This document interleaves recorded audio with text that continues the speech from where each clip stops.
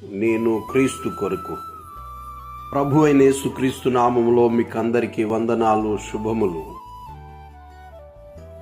వాక్యం మనలో ఉండాలంటే మనం దానిని చదవాలి, ధ్యానించాలి, గుర్తుంచుకోవాలి.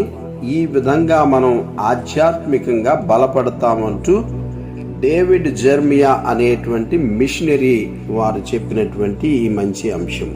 కీర్తనల గ్రంథములో 1వ అధ్యాయము 2వ వచనాన్ని చూసినట్లయితే, యెహోవా ధర్మశాస్త్రమునందు ఆనందించుచు దివారాత్రము దానిని ధ్యానించువాడు ధన్యుడు అని. అపోస్తలుల కార్యముల గ్రంథం 17వ అధ్యాయము 10, 11, 12 వచనాలు ఈ విధంగా ఉంది. వెంటనే సహోదరులు రాత్రి వేళ పౌలును శీలను బెరయకు పంపిరి. వారు వచ్చి యూదుల సమాజ మందిరంలో ప్రవేశించిరి. వీరు దెసలోనికలో ఉన్న వారి కంటే ఘనులయుండిరి గనుక ఆసక్తితో వాక్యమును అంగీకరించి పౌలును శీలయును చెప్పిన సంగతులు అలాగున్నవో లేవో అని ప్రతిదినము లేఖనములను పరిశోధించుచూ వచ్చిరి. అందుచేత వారిలో అనేకులను ఘనత గల గ్రీసు దేశస్థులైన స్త్రీలలోను పురుషులలోను చాలా మంది విశ్వసించిరి.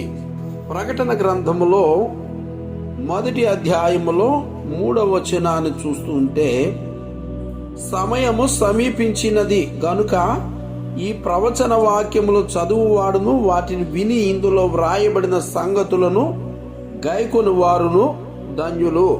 ఇక్కడ మనం గమనిస్తే వాక్యం మనలో ఉండాలి అంటే మనం దాన్ని చదవాలని, ధ్యానించాలి, గుర్తుంచుకోవాలి. ఈ విధంగా మనం ఆధ్యాత్మికంగా బలపడతామని ఈ దైవజనుడు చెప్పాడు. సరే, దానికి అనుగుణంగా మనం 3 అంశాలు చూసాం. కీర్తనల గ్రంథం 1వ అధ్యాయం 2వ వచనం, అపోస్తలుల కార్యం 17, 10, 11, 12, ప్రకటన 1, 3 ఇలాగ 3 వాక్యాలు చూస్తే, బెరయ వారు చూడండి ఎంత చక్కగా వారు వాక్యాన్ని ధ్యానించడమే కాకుండా తిరిగి దాన్ని రివ్యూ చేసుకోవడం కానీ, లేకపోతే ఒక దైవజనుడు చెప్తే నమ్మేస్తారు గుడ్డిగా.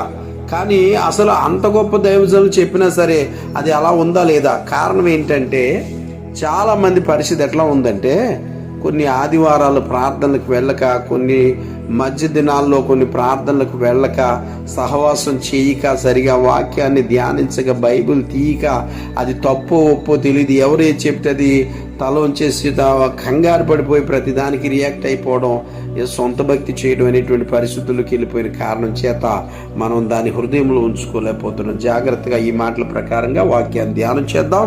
ప్రభు ఈ మాటలు దీవించును గాక. ఆమేన్.